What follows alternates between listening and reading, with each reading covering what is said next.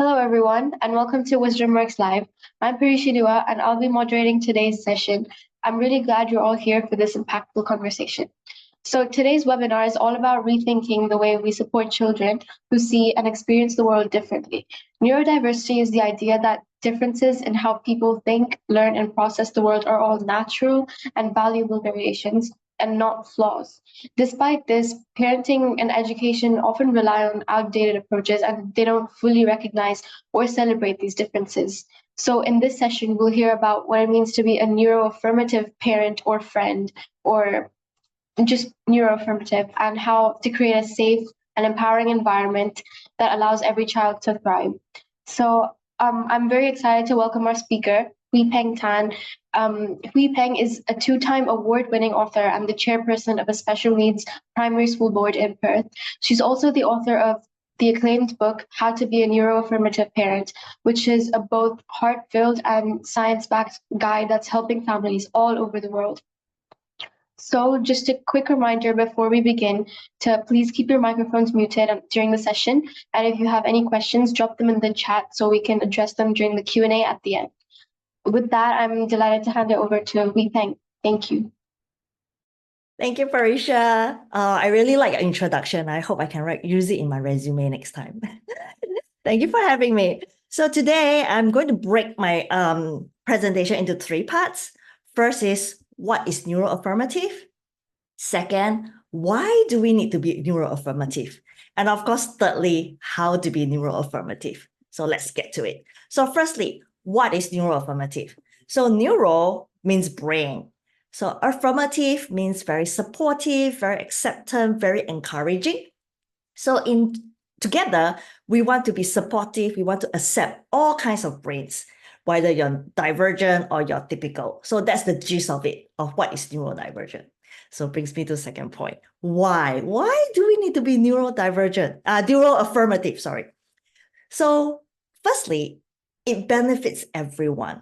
So if you remember back in pre-COVID days, work from home sounds so alien. Like you can have the flexibility to work from home, to have a quiet space. Before COVID, it was never heard of. Now we start to see, some people works better if they have a space that they are quiet, comfortable. I remember my son, we are in school, we have home-based learning as well. The teachers are sending us videos, materials, just to support us able to help our child to learn, even though they're not in school. So that is like a turning point where people feel like, being flexible and, it benefits everyone.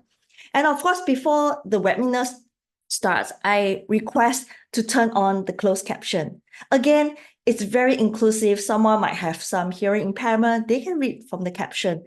It doesn't it includes everyone. It doesn't really point someone and say, oh, you're not included. That's being unfair. No, we will include everyone. So again, I wear spectacles. I have long-sighted, I have short-sighted. When I'm taking my exams or I have drive, I need my glasses on. No one will in the right mind would say that, no, you can't wear your glasses. That's unfair. There's people who don't wear glasses at all. No, no, that's not true. We need an aid. It's the same as for hearing impairment. Someone might need a hearing aid. Someone might need sign language. We will provide because people need it. And if you don't need it, fine. But if there's someone who needs it, that includes them. So that's the whole thing of being neuroaffirmative. And again, nobody think you're weird while using left hand. Nobody thinks it's weird anymore. Back in the days, it might be a little, you have to write with your right. No, if you use your left hand, then so be it. So, I chair the school board in a special needs primary school. Because of my community, I get to meet a lot of people like child psychologists, educators, pediatricians. So there's one case where I met a child psychologist. He came to my school and having a speech. So let's call him Brandon. So I was like, hey, Brandon, being a child psychologist must be very, interesting. Do you have any memorable or interesting story to share with me? He said, yeah, actually there's one, and it's very, very impactful, and I'm really excited to share with everyone. So Brandon, he works in the Ministry of Education. So if there's any public school who has some challenging behavior with the students, they will call up Ministry of Education and they will ask Brandon to go to the school. So one day, Brandon received a call and he goes to the school with a student. Let's say he's about high school, so about 14 to 15 years old. He has intellectual disability, minimum speaking, and autism, severe autism. So when he went in and he looked at his student profile, he is rated the highest level of violence, aggression. He will pull people's hair with no trigger, not sure why. Nobody know how to stop him. And if you can see, Brandon is the last resort. If they cannot help Peter, let's say the boy is called Peter. If they cannot help Peter, they got to expel him because it endanger, the safety of everyone in the school. So he is the last resort. So when Brandon sat with Peter and the teachers and months of studying, observation, process of elimination, they finally find out why. So actually, Peter, this student, he loves bananas. So every time someone uses a particular brand of shampoo, it smells like bananas. So what he's trying to do, his behavior is just trying to pull and smell the intense banana smell. So from there, they realize, oh, that's the case. So in Peter's student profile, anyone who wants to work with Peter, just don't use that brand of shampoo, just cross it out. So immediately from a person, a student with highest level of violence, dropped to zero, almost nothing. He's just a pleasant little man, going to public places, going to school. So this story really shows us that once you can understand why a behavior this way, it's life-changing. You give someone their quality of life back. So what we can learn from here is, if you can understand a behavior, you can explain. If you can explain, you see higher chance of acceptance. So what we are doing here all the time is we want to explain, we want to understand, and then we can have a very good quality of life, even though you're neurodivergent. We are never here to find an excuse for poor behavior. That is not our case. Like, we don't use it as like, oh, he has autism, that's why he's like that, just deal with it. No, we don't do that. We always want to understand, explain, and then we see people can have a higher chance of acceptance. So this is a very, very powerful story that I want to share. And another thing, because I'm my son is neurodivergent. So when I was going through with I went to seminars and talked to pediatricians and educators, they told me a very shocking study. So by the age of 12 years old, the entire childhood, by the age of 12, neurodivergent child received 20,000 more negative comments than neurotypical. So by the age of 12, imagine 20,000 more than a neurotypical child. So every day you're hearing like, why you're so dumb? Why you're so slow? Why you cannot process it? Why you're just a troublemaker? Imagine listening to that for the whole 12 years of their life. Imagine what mental health they can occur when they're going older. So it's very shocking that when you say something negative, it means something. It really bothers them. And that is, again, why we want to be understanding that it's their brain that works this way. They're not being lazy. They're not naughty. It's just their brain wired very differently. And that is why we are here to advocate for it. So neurodiversity looks different from everyone. So I recently watched a documentary about ADHD. Very interesting. So again, I'm here to share. So it happened in the US. So there's two boys, I think it's around high school, secondary school as well. It's recess, they were bouncing off the walls and being, boys being boys, fooling around, playing around. So one boy accidentally punched the other boy. So the boy who got punched has ADHD. So when that happened, the recess bell rang. And then the teacher came out of the classroom and said, hey, recess is over, get back to class. And the boy who got punched, because he has ADHD, is very overwhelmed with the sensory and then the shock. He start to shut down. He start to, completely lost what the teacher is talking about. So when everyone wants going back to the classroom, the ADHD boy wants to go to the bathroom and then wash his face or something. And then he start to walk to the bathroom.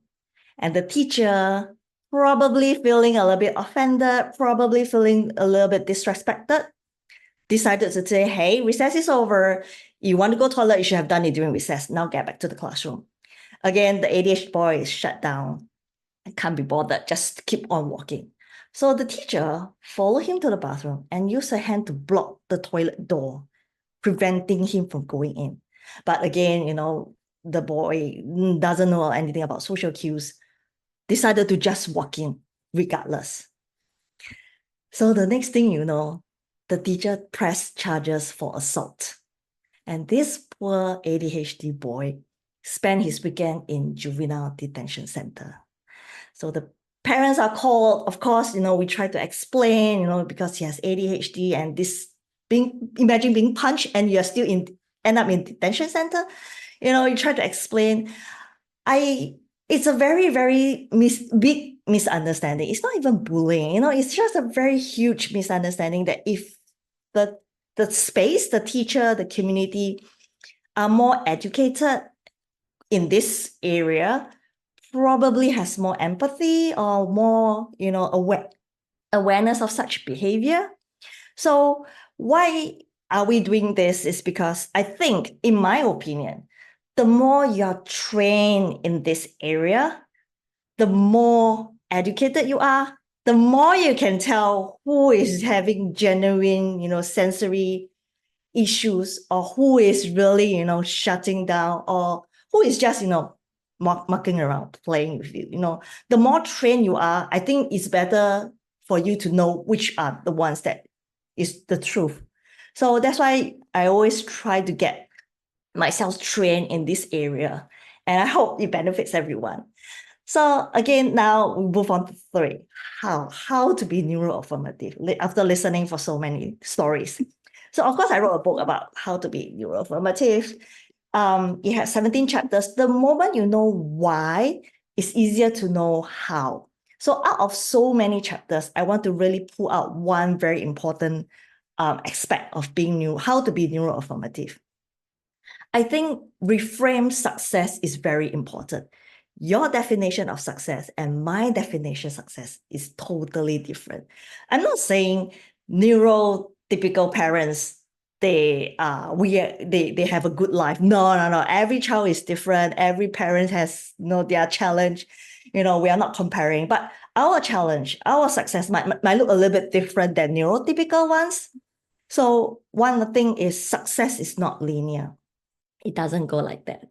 So sometimes the child regress, the parents panic. It's like, oh my God, what happened? Is this the end? So don't panic. Success go ups and down. There's days we have setback. So don't panic. Try again. Success is not linear. And one more thing is, if you have, let's say, someone who has a child has eating disorder. Let's say they only eat a certain safe food and decided to try carrots for the first time, and they eat it. This is success. This is not like a toddler just had carrots for the first time. This is nothing like that. So if only a parent who has a child experiencing eating disorder will understand how hard it is for someone to try a new food. I think we always forgot that we want to celebrate success as well, small wins and things like that. People feel like, oh, what's wrong? It's just eating carrots. No, if someone has eating disorder, that is a big milestone. And we want to celebrate and we want to let them know that we are here with them. So this is the gist of every success counts. And to finish off, I want to say that every child will learn if they are happy. So every child will be happy if their parents is happy. So for me, as a parent, I will definitely be the best role model. I'm the best teacher. I'm the best therapist. If I am neuro-affirmative, I can pass that to my son, and my son will learn to be happy and being neuro-affirmative. And moving on, when he proceed to adult life or even senior, he can advocate for himself as well. So I think that's the whole gist of why I'm doing this. And I really, really hope everyone can benefit from it. Thank you. Thank you so much, Hwee Peng. I can't tell you how much I appreciated the time and thought you put into today's session. And I thought everything and every story that you shared was so clear and honestly really moving. I could tell it connected with all of us here. And I know that your guidance will make a real difference for so many families that are watching. So with that, let's open it up for Q&A. And while people are typing in their questions, I'll go ahead and start with one of my own. So for my first question, I'd like to ask, for parents that are just starting their neuroaffirmative journey, what's one first step that you would recommend? They just realize that their child is neurodivergent. Yeah. First thing, get yourself into a community. I think peer support is very, very important. So what happened to myself is I was able to get myself into a very supportive community. So whatever you're experiencing, regardless is sleep, eating disorder, toileting, challenging behaviors, whatever you experience, I can guarantee you're not alone. Someone will have that experience before. So finding the community is very important. And that's the one that I want to emphasize. Celebrate wins together. Little wins. My child was able to speak mom when there's someone who is nonverbal, speaking mom, dad, thank you. You will burst into tears the moment they speak that. I think that's the little thing that we want to really encourage, to have a very good supportive community. So I think that's the first thing. Yeah, I completely agree. I think building a community and talking to other people with the same experiences can be so helpful. So one question that we got from the chat was, how can immediate family respond when extended family or teachers don't understand neuroaffirmative approaches? Very good question. So again, we want to understand, then we can explain, then we see higher levels of acceptance. So when you have to be a very specific example, like let's say, back to the eating disorder, you went for a family gathering and the grandparents cook a whole table of festive food and your child simply doesn't want to eat. You feel like you're letting the family down, it's very embarrassing. So first of all, bring the safe food. They can the child can participate in the atmosphere, the space, but maybe food-wise, we can have a little bit, negotiable. So able to bring the safe food along and also focus on other things. So if it's a festive celebration, let's say Christmas, Diwali, or Chinese New Year, we want to emphasize the joy of having together, not the food. So again, we want to really divert the attention that, we are here to celebrate, to be together. Food is something we are trying to work on, but yeah, we are here to celebrate. So I think that's the first step that we want to really help them to understand.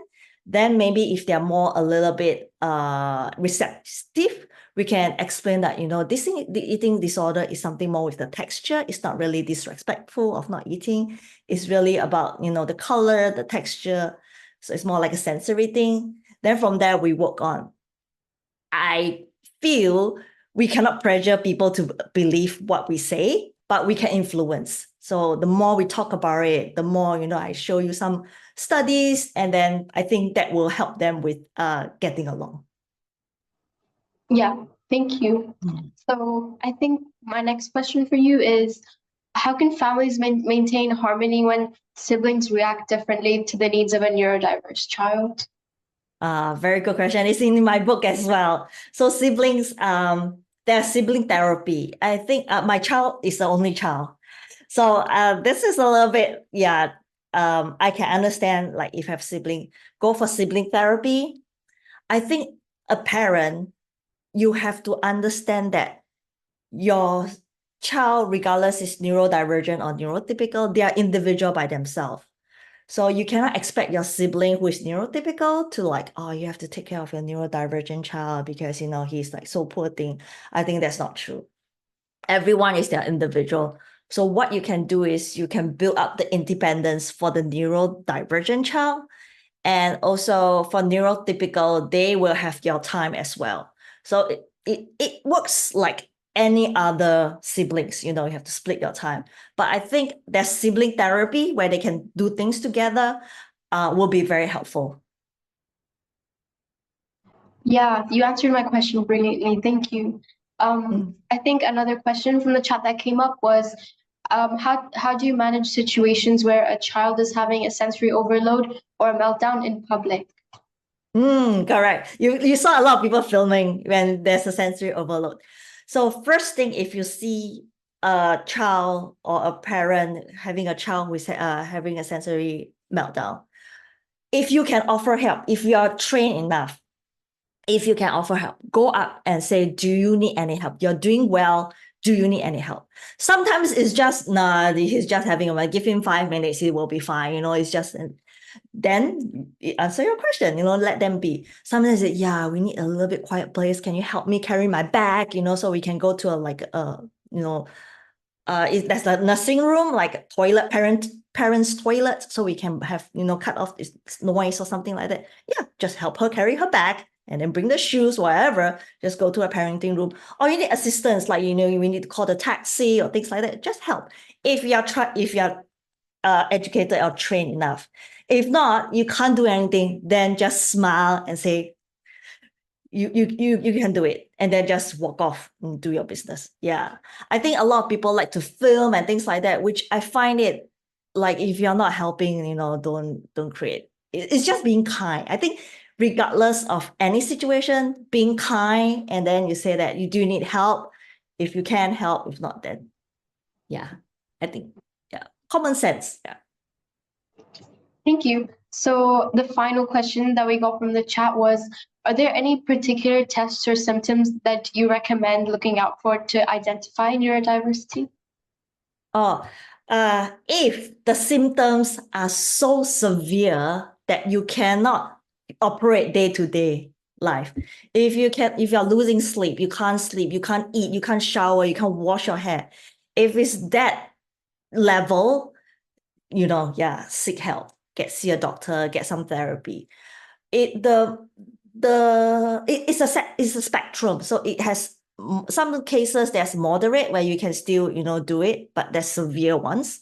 So the moment you cannot live a day-to-day, you know, operating life, yeah, that's where you have to seek help. Right, that makes sense. Okay, I think that was all the questions that we received from the chat. So thank you so much, Hwee Peng. That was such a heartfelt session, and I really appreciate the time and the expertise that you shared with us today. And your perspective on neuro-affirmative parenting has given us so much to reflect on, especially how we can better understand, support, and celebrate the unique strengths of all the neurodiverse children. So we really appreciate you taking the time to be with us. The pleasure is mine. So I think with that, we can wrap up today's session. So thank you to everyone who joined, and a special thank you again to Hwee Peng, who not only shared her perspective, but also answered our questions so thoughtfully. So we'll see you next time then. If you'd like to attend more webinars like this, please make sure to sign up for our upcoming sessions. I hope to see you then. Thank you. Bye, everyone.